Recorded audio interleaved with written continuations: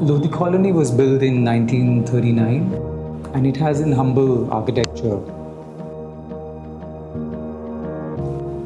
The space has a beautiful 12 feet ceiling height and a 9-inch thick wall. Being in an old building of almost 80 years old, and it's a very linear form. It has a 15 feet width and almost 90 feet in length. So the space got conceptualized and divided into 3 parts. There's a preview room in the starting, which has the main collection. There's the indigo passage in the center, and then there is a made-to-measure space in the back, which was an open courtyard, and now it has a glass ceiling. So the main preview room is where the entry of the store happens. And then the idea of the entry was to make the entire shop as a window shopping and not to have any still window. The preview room has this main arch, which is the anchor of the space, which is a 30 feet long arch, which is inclined at around 29 degrees. And there's a mainline collection which is suspended on that. So it's interesting how 2 material surfaces meet.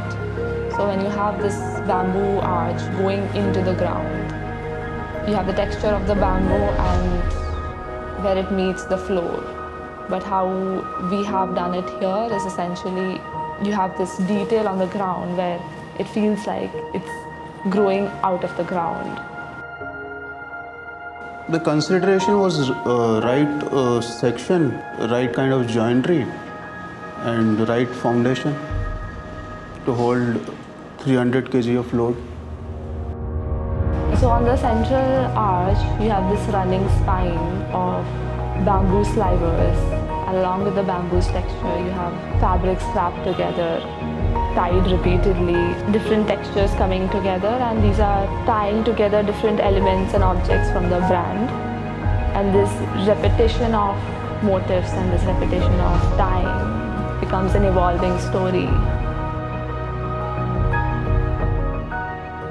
Looks are always depicting persons or embodies persons' personal phase of life or the time period they are being.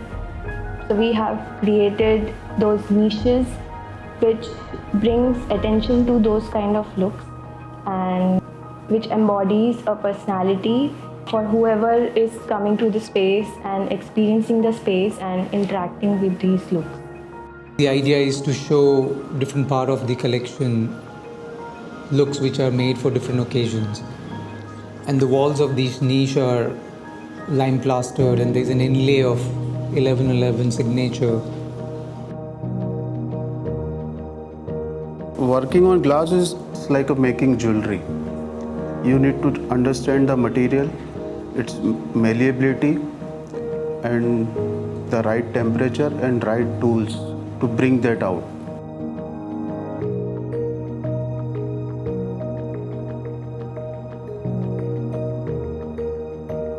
So some of the IPs which we are developing and trying to work on is to incorporate these factors and without losing the essence of old craft, how we can modify them into the current or infuse into the current world.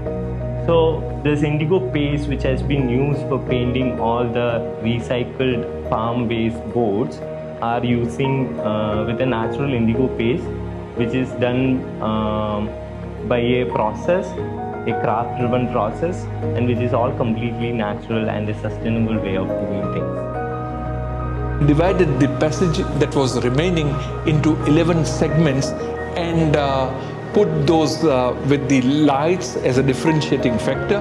Not only that, but 6 of these segments were coming into this beautiful sunlit courtyard. And then, so the dark passageway and the sunlit, these 6 segments, they really posed in a way a kind of a pull towards from darkness to that light that was there at the end of the tunnel.